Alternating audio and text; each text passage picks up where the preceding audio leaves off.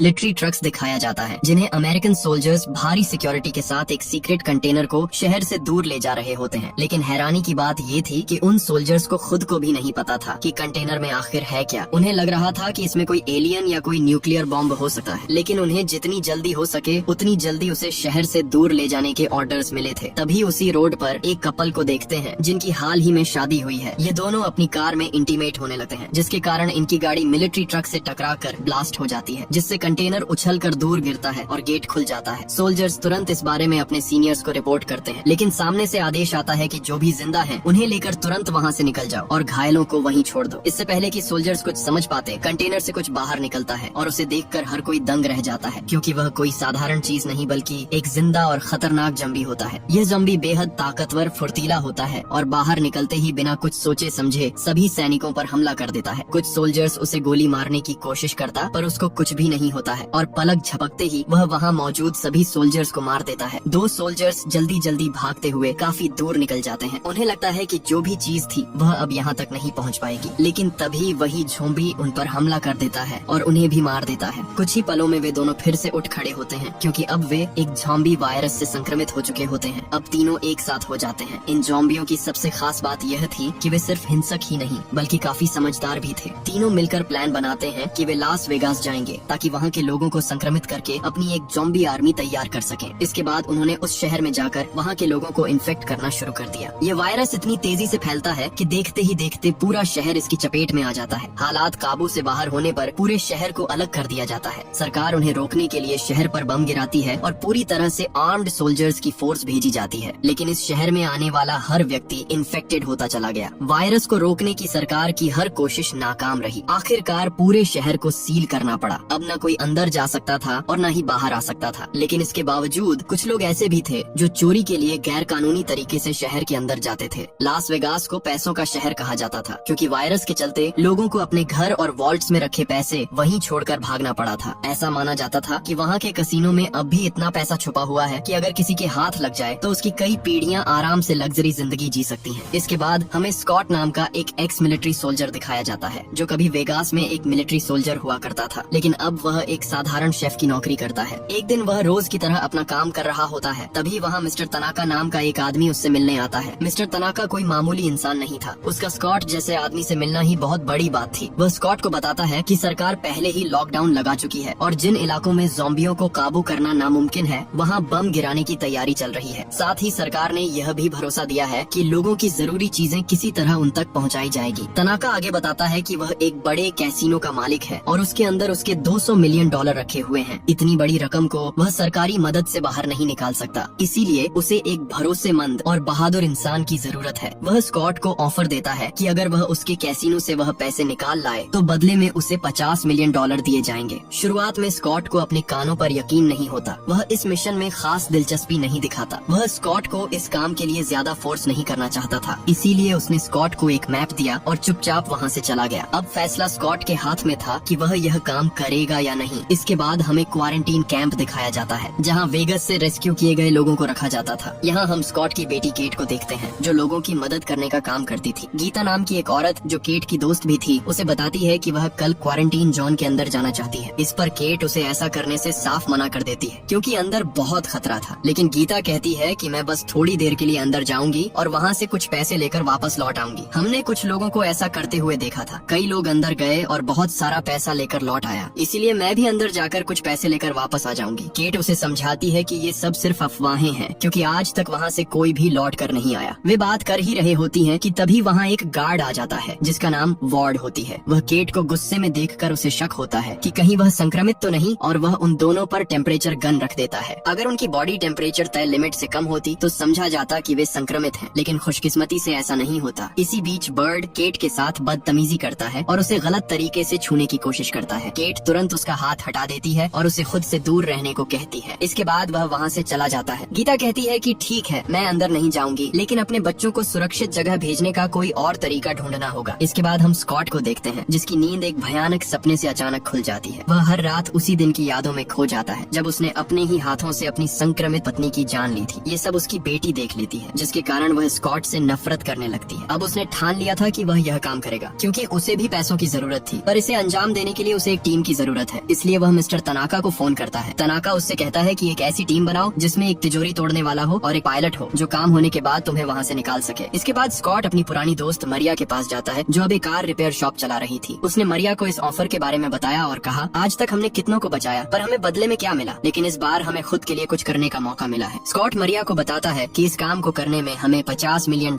मिलेंगे जिससे हमारी जिंदगी बदल सकती है। तब मरिया उसके साथ चलने को मान जाती है, लेकिन उन्हें एक और आदमी की जरूरत थी। इसीलिए यह दोनों अपने एक और दोस्त जेम्स के पास जाते हैं जिसे ज़ॉम्बीज़ को मारने का एक्सपीरियंस था। सिर्फ वही था जिस पर वह इस पूरे मिशन में भरोसा कर सकते थे। यहाँ ये लोग डिसाइड करते हैं कि तीनों 15-15 मिलियन डॉलर लेंगे और बाकी के $5 मिलियन को टीम के बाकी मेंबर्स में बांट दिया जाएगा। इसके बाद वह पीटर के पास जाते हैं जो एक पायलट थी। उसे तो पैसों की इतनी जरूरत थी कि वह काम सुने बिना ही साथ आने को तैयार हो जाती है। इस तरह उन्होंने कुछ और लोगों को भी अपनी टीम में शामिल किया जिन्हें हथियार चलाना आता हो और जो ज़ॉम्बीज़ से लड़ने में उनकी मदद कर सके। इसके बाद सबसे आखिर में वह एक चोर के पास जाते हैं जिसका नाम जैक है, जिसे तिजोरियों के बारे में सब कुछ पता था। जब जैक को पता चला कि उसे लास वेगास के कसीनो में रखी तिजोरी खोलनी है तो उसकी खुशी ठिकाना नहीं रहा। यह तिजोरी खोलना उसके बचपन का सपना था क्योंकि यह तिजोरी किस्मत से नहीं सिर्फ स्किल से खुलती थी और उसे पूरा यकीन था कि वह इतना काबिल है कि इसे खोल सके। इसके बाद उन सब ने अपने अपने हथियार बाहर निकाल लिए क्योंकि अब उनका इस्तेमाल करने का टाइम आ चुका था। टीम के सभी लोग एक पुराने गराज में इकट्ठा होते हैं जहाँ मिस्टर तनाका उन सबको अंदर घुसने से लेकर बाहर निकलने तक का सारा प्लान समझाता है। प्लान बिल्कुल सिंपल था, उन्हें अपना रास्ता क्लियर करते हुए अंदर जाना है और फिर उस तिजोरी को खोलकर उसके अंदर पड़े सारे पैसे को बैग्स में भरना है और हेलीकॉप्टर में बैठकर वहाँ से पलक झपकते ही गायब हो जाना है। और यह सब उन्हें अगले 32 घंटे में करना होगा। लेकिन जब उनमें से एक आदमी को पता चलता है कि उन्हें क्वारंटीन जोन में जाना है तो वह साथ चलने से मना कर देता है क्योंकि वह ज़ॉम्बी से बिल्कुल भी रिस्क लेना नहीं चाहता था। इसीलिए वह आदमी वहाँ से चला जाता है। इसके बाद सारी तैयारी हो चुकी थी, लेकिन क्वारंटाइन जोन में घुसना इतना आसान नहीं था क्योंकि अब भी मिलिट्री फोर्स चारों ओर तैनात थी जो उन्हें किसी भी कीमत पर अंदर नहीं जाने देंगे। इसलिए स्कॉट मदद के लिए अपनी बेटी के पास जाता है जो क्वारंटीन जोन में काम करती थी। वह उन्हें आसानी से अंदर भेज सकती थी, लेकिन उसे मनाना स्कॉट के लिए बिल्कुल आसान नहीं था। केट अब भी उससे नाराज थी क्योंकि स्कॉट ने उसके सामने ही उसकी माँ को मार दिया था। स्कॉट उसे समझाता है कि वह यह सब उसी के लिए कर रहा है और इस काम के बदले उसे $5 मिलियन देने की बात करता है ताकि तुम बहुत सारे लोगों की मदद कर सको। इसके बाद केट उनकी मदद करने के लिए तैयार हो जाती है। उसी रात केट की दोस्त गीता 2 लड़कियों के साथ लिली नाम की एक लड़की के पास जाती है और उससे रिक्वेस्ट करती है कि वह उन्हें वेगस के अंदर भेज दे। उधर जेम्स जैक को गन चलाना सिखाता है क्योंकि पूरी टीम में वही एक था जिसने कभी किसी ज़ॉम्बी को नहीं मारा था। वह नहीं चाहता था कि मिशन के दौरान वह किसी पर बोझ बने। इसी बीच उनकी टीम में मार्टिन नाम का एक आदमी और जुड़ जाता है जिसे मिस्टर तनाका ने उन पर नजर रखने के लिए भेजा था। टीम में कोई भी उसे पसंद नहीं करता था क्योंकि वह उनके किसी काम का नहीं था। इसके बाद केट उन्हें लिली से मिलवाती है जिसे लोग पासपोर्ट के नाम से भी जानते थे क्योंकि वह पैसों के बदले लोगों को अंदर भेजती थी। केट अपना काम खत्म करके वहाँ से जाने ही वाली होती है, तभी वह गीता के बच्चों को रोते हुए देखती है। तभी उसे पता चलता है कि लिली ने गीता को अंदर भेज दिया है। यह सुनकर वह गुस्से में आ जाती है और लिली को जोर से पंच मारकर उससे पूछती है कि उसने उसे अंदर क्यों भेजा। अब इसमें लिली की भी कोई गलती नहीं थी क्योंकि उसे नहीं पता था कि गीता के 2 बच्चे हैं और गीता ने भी उसे अंदर जाने से पहले यह बात नहीं बताई थी, वरना वह उसे कभी अंदर नहीं भेजती। तब स्कॉट केट से कहता है कि अगर गीता उन्हें वेगस के अंदर मिलती है तो वे उसे वापस ले आएंगे। लेकिन केट जानती थी कि वे लोग वहाँ सिर्फ पैसों के लिए जा रहे हैं। अंदर जाकर उसे वापस लाना तो दूर, वे उसे ढूंढने की भी कोशिश नहीं करेंगे। वह भी उनके साथ चलने की जिद करती है, लेकिन स्कॉट उसे मना कर देता है क्योंकि इसमें बहुत खतरा था। केट भी पीछे हटने वाली नहीं थी। वह कहती है कि अगर उसे साथ नहीं ले जाया गया तो वह उनके जाने के बाद खुद ही अंदर आ जाएगी, जिससे खतरा और बढ़ जाएगा। अब स्कॉट के पास उसे अपने साथ ले जाने के अलावा कोई और रास्ता नहीं बचता, इसलिए मजबूरन वह केट को भी टीम में शामिल कर लेता है। इसी बीच लिली भी उनकी टीम में शामिल हो जाता है और वेगस के अंदर जाने के लिए तैयार हो जाता है। तब लिली ने बर्ड को उनकी तरफ आते देखा और स्कॉट से कहता है कि हमें एक और आदमी चाहिए। लेकिन स्कॉट कहता है देखो मुझे ज्यादा आदमी नहीं चाहिए, पर वह कहती अंदर हमें इसका जरूरत होगा। इसके बाद लिली बर्ड से कहती एक काम करोगे, इसके बदले में तुम्हें $20,000 मिलेगा। वह इतना पैसा सुनकर कहता इसके लिए तो हम कुछ भी कर सकते हैं। इसके बाद सभी लोग एक गुप्त दरवाजे से होकर क्वारंटीन जोन के अंदर जाते हैं। शहर में कदम रखते ही उन्हें सामने ढेर सारी लाशें पड़ी दिखाई देती हैं। ये देखकर जैक डर के मारे घबरा जाता है। तब लिली उन्हें बताती है कि ये लोग सूरज की रोशनी सह नहीं पाए, लेकिन बारिश होते ही जैसे ही इन पर पानी की बूंदें गिरेंगी ये फिर से जिंदा हो जाएंगे। अब उन्हें समझ आ जाता है कि यह शहर उनकी सोच से भी ज्यादा खतरनाक है। ज़ॉम्बीज़ ने पूरे शहर को एक जिंदा कब्रिस्तान बना दिया था। थोड़ी दूर चलते ही उन्हें किसी की आवाज सुनाई दी, जिसके बाद लिली उन्हें तुरंत ही छुपने को कहती है। उनके सामने एक ज़ॉम्बी टाइगर आता है जो इस रास्ते को पहरा दे रहा था, पर वायरस की वजह से उसकी स्मेलिंग सेंस जा चुकी थी, इसीलिए वह उनकी मौजूदगी को महसूस नहीं कर पाता और चुपचाप वहाँ से चला जाता है। इसके बाद लिली बर्ड के पास आती आती है और उससे उसकी गन मांगती है, पर जैसे ही बर्ड उसे अपनी गन देता है लिली उसके पैर में गोली मार देती है। सब उससे पूछते हैं कि तुमने ऐसा क्यों किया, जिस पर लिली उन्हें बताती है कि आगे बढ़ने के लिए हमें उनसे डील करनी पड़ेगी, ये एक गिफ्ट है जिससे वे खुश हो जाएंगे। लिली बताता है अगर हम उनके रूल्स के हिसाब से चलें तो वे हमें टच भी नहीं करेंगे। जल्द ही उन सबको पता चलने वाला था कि लिली किसकी बात कर रही थी। गोली की आवाज सुनकर वहाँ 2 ज़ॉम्बीज आते हैं, लेकिन ये बाकी ज़ॉम्बीज की तरह बिना सोचे समझे इंसानों पर झपटने वाले नहीं थे। वे उन्हें देखते हैं लेकिन किसी पर हमला नहीं करते। हालांकि वे बर्ड को अपनी एंट्री फी के रूप में अपने साथ ले जाते हैं। सब लोग पूछते हैं कि वे उसे कहाँ ले गए, जिस पर लिली कहती है कि उसे नहीं पता। वह बस इतना जानती है कि जो भी उस बिल्डिंग में जाता है वह उनके जैसा बन जाता है। इसी बीच एक और ज़ॉम्बी दूर से उन्हें देख रहा होता है, लेकिन वह उनके पीछे नहीं जाता क्योंकि वे अपनी कीमत चुका चुके होते हैं। इसी बीच वे सब एक बिल्डिंग में पहुंचते हैं जहां ढेर सारे सोते हुए ज़ॉम्बीज को देखकर जैक घबरा जाता है। लिली उसे समझाती है कि उनके मुंह पर लाइट मत डालो, वे सो रहे हैं, जाग गए तो मुश्किल हो जाएगी। इसके बाद वे जमीन पर हल्की रोशनी वाले फ्लोरोसेंट ट्यूब्स फेंकते हुए दबे पांव आगे बढ़ते हैं। चैम्बर्स नाम की एक लड़की जिसे मार्टिन पर बिल्कुल भरोसा नहीं होता उसे आगे चलने के लिए कहती है, लेकिन इस बात से मार्टिन गुस्सा हो जाता है और जानबूझकर उसे गलत रास्ते पर ले जाता है। इसकी वजह से चैम्बर्स रास्ता भटक जाती है। जैसे ही वह आगे बढ़ने की कोशिश करती है तभी एक ज़ॉम्बी जाग जाता है। चैम्बर्स उसे मार देती है, लेकिन शोर की वजह से दूसरा ज़ॉम्बी भी जाग जाता है। धीरे धीरे शोर इतना बढ़ जाता है कि सभी ज़ॉम्बीज एक साथ जाग जाते हैं। सब लोग चैम्बर्स की मदद के लिए आगे बढ़ते हैं, लेकिन वहाँ पहले से ही कई ज़ॉम्बीज मौजूद होते हैं जो उन्हें चारों तरफ से घेर लेते हैं। चैम्बर्स ज़ॉम्बीज को मारते हुए बचकर निकलने की कोशिश करती है, लेकिन तभी मार्टिन एक बार फिर उसे धोखा देता है और दरवाजा बाहर से बंद कर देता है। इस टीम में माइकी नाम का एक लड़का होता है जो मार्टिन से पूछता है कि चैम्बर्स कहाँ रह गई, क्योंकि उसने उसे उसके पीछे आते देखा था। तभी अचानक चैम्बर्स खिड़की तोड़कर उनके सामने आ जाती है। ज़ॉम्बीज उस पर टूट पड़ते हैं और उसे संक्रमित कर देते हैं। माइकी ना चाहते हुए भी उसे मार देता है। इसके बाद वे लोग उस कसीनो की बिल्डिंग में पहुंचते हैं जहां तिजोरी होती है। यहाँ ज़ॉम्बीज कम होते हैं और वे उन्हें खत्म कर देते हैं। केट कहती है कि उसे नहीं लगता कि गीता अब तक जिंदा होगी। लिली उसे समझाते हुए कहती है कि इतनी जल्दी उम्मीद मत छोड़ो। वह बताती है कि कुछ महीने पहले एक आदमी अंदर गया था और बाहर नहीं आया तो उसे लगा कि वह मर गया, लेकिन 3 दिन बाद वह जिंदा लौट आया था क्योंकि वह संक्रमित होने से पहले ही निकल गया था। इसके बाद उन्हें वहाँ कई ब्लूप्रिंट्स और मैप्स मिलते हैं। इससे साफ हो जाता है कि उनसे पहले भी कई टीमें यहाँ आ चुकी थीं, लेकिन कोई भी जिंदा नहीं बचा। इसके बाद स्कॉट टीम को बांट देता है और सभी अपने अपने काम में लग जाते हैं। मार्टिन और लिली को बाहर नजर रखने के लिए भेजा जाता है। पीटर हेलीपैड पर जाती है ताकि हेलीकॉप्टर चालू कर सके, जबकि जैक वॉल्ट की ओर बढ़ता है। मार्टिन लिली से एक डील करता है कि अगर वह उसे क्वीन का ब्लड सैंपल लाने में मदद करेगी तो बदले में वह कैंप के सभी लोगों को किसी सुरक्षित जगह पर पहुंचा देगा। लिली इसके लिए मान जाती है। इसके बाद वे हवा में फायरिंग करते हैं और क्वीन के आने का इंतजार करने लगते हैं। स्कॉट जनरेटर स्टार्ट करता है जिससे वहाँ फिर से लाइट्स ऑन हो जाती हैं। उधर जेम्स और जैक ज़ॉम्बीज को मारते हुए वॉल्ट के पास पहुँचते हैं। जैक लॉकर को देखकर मानो खुशी से पागल ही हो जाता है, लेकिन खतरा अभी भी टला नहीं था। वॉल्ट से पहले वहाँ कुछ ट्रिगर पॉइंट्स थे। अगर उन पर पैर पड़ता तो शरीर के चित्रे उड़ जाएंगे। वहाँ उन्हें कुछ और लोगों की डेड बॉडीज मिली जिन्होंने उनसे पहले वॉल्ट ओपन करने की कोशिश की थी, लेकिन सब मारे गए थे। उनकी हालत देखकर किसी में भी आगे बढ़ने की हिम्मत नहीं होती। अच्छी बात ये थी कि ये ट्रिगर पॉइंट सिर्फ एक बार ही काम करते थे, मतलब अगर किसी तरह उन्हें चकमा दिया जाए तो बात बन सकती थी। इसके बाद जेम्स नीचे जाता है और एक ज़ॉम्बी उठाकर ले आता है। वे उसे आगे जाने को कहते हैं, लेकिन वह ज़ॉम्बी आगे जा नहीं रहे थे, इसलिए माइकी उसे गोली मार देता है। इसके बाद जेम्स एक दूसरा ज़ॉम्बी लेकर आता है। इस बार वह लोग उस ज़ॉम्बी को खाने का लालच देकर आगे भेजते हैं। जैसे ही उसने ट्रिगर पॉइंट्स पर पैर रखा उस पर तीरों की बारिश हो जाती है। एक एक करके उसने सारे सेफ्टी पॉइंट्स क्लियर कर दिए और अब खतरा ना के बराबर था। उधर मार्टिन देखता है कि क्वीन उसके ट्रैप में फंस चुकी है। वह उन दोनों के सामने आती है,